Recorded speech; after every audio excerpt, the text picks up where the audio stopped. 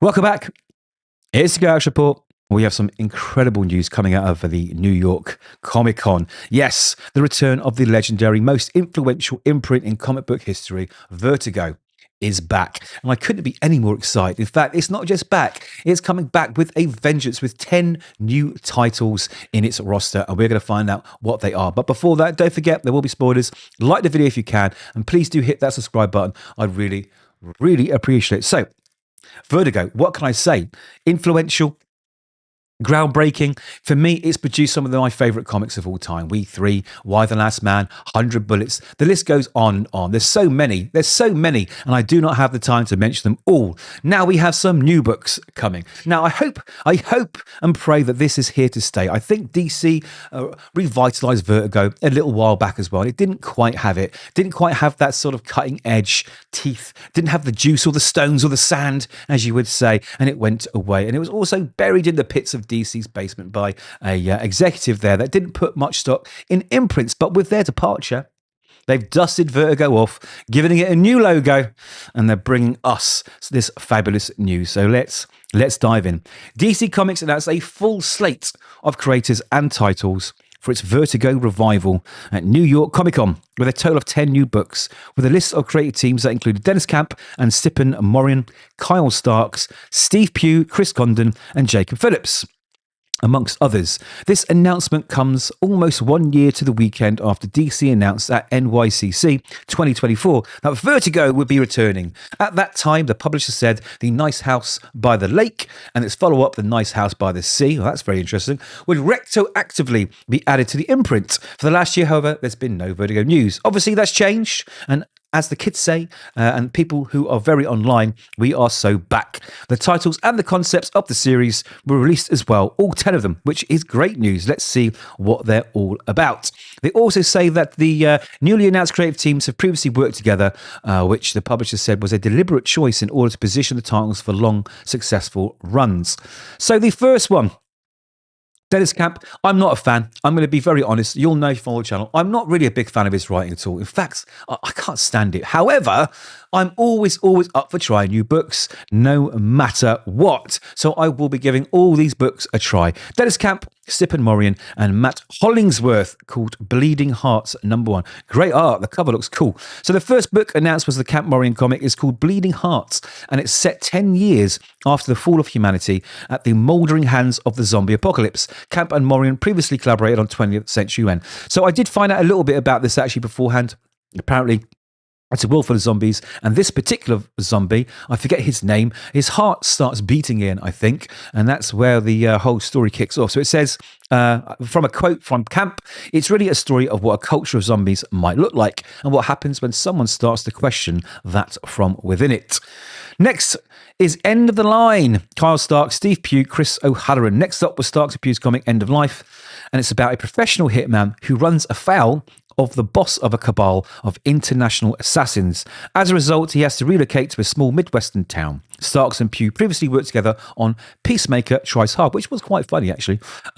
So let's see what they have to say. The short pitch for End of Life was it's John Wick goes to Northern Exposure. Okay, there's a despot in this town, as all small towns have, and it's a cancelled cartoonist. Okay, very interesting. What's next? The Peril of the Brutal Dark, an Ezra Kane mystery. Chris Condon and Jacob Phillips. So next up, they are working together on a new comic called The Peril of the Brutal Dark. It's about an investigator in 1940s New York City who gets tangled up in a theft from the gods via a museum heist. All right.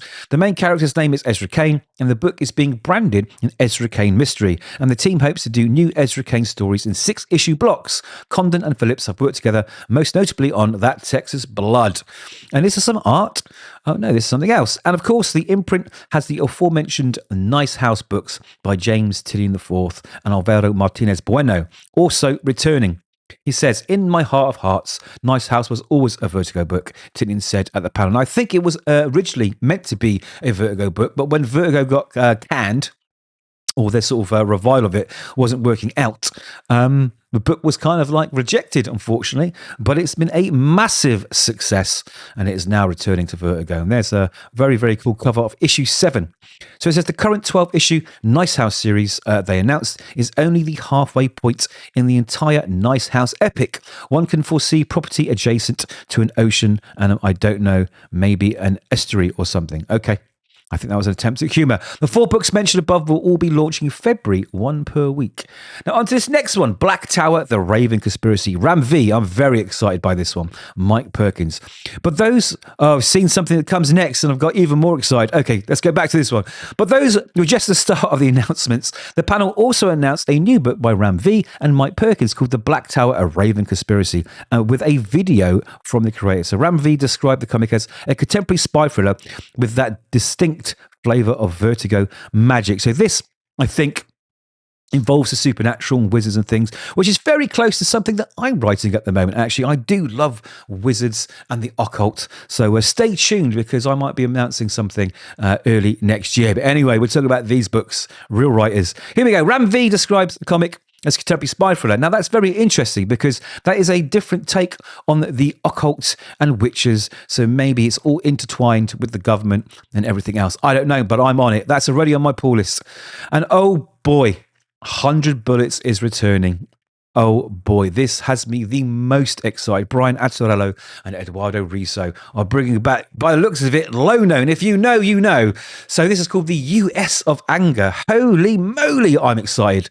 This has just set my heart fluttering. But not every book was new. The publisher also bringing back 100 Bullets, the new series called 100 Bullets, the US of Anger, by original series creative team writer Brian Azzarello and artist Eduardo Risso. It says, because some of you didn't like how the original series ended, this one's going to end with a blank page, Azzarello said at the panel cheekily, and you can write your own.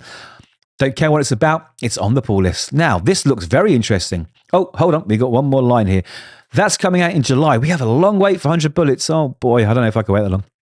Necretaceous, Tom Taylor and Darick Robertson. Okay, that's a good pairing. Up next was the announcement of a new book by Tom Taylor and artist Darick Robertson, who are also appeared via video. That comic is called Necretaceous, and it combines zombies with dinosaurs. Okay, we get a lot of zombie stuff nowadays.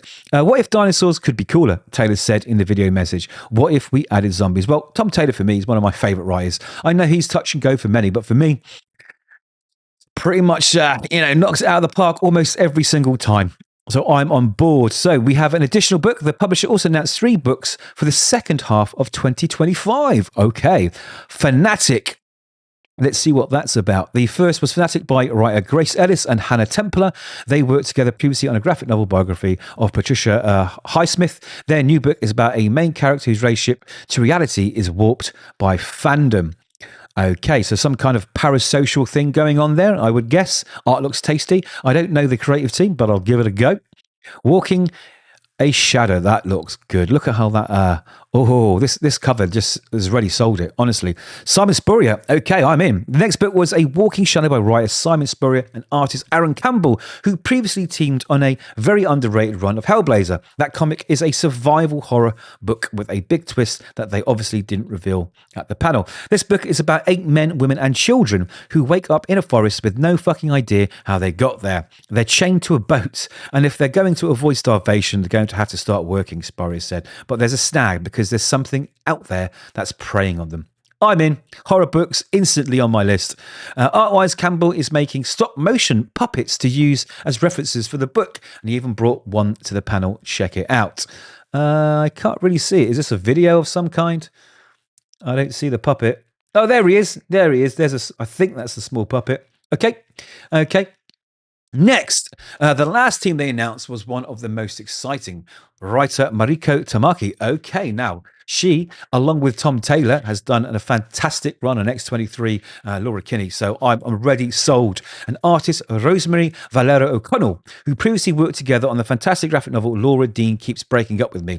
Their book is dealing with the very beginning of the AIDS crisis, 80s New York City, and a real concept called a crying doll. Okay, that sounds like that's going to be A heavy book.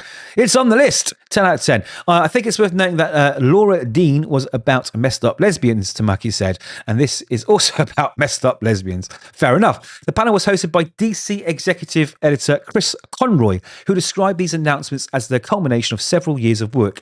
He also made it clear that Vertigo coming back will not end will not end the Black Label line. While Vertigo will be home to original creator-owned ideas, Black Label will still tell stories with the publisher's superhero characters. Okay, very interesting.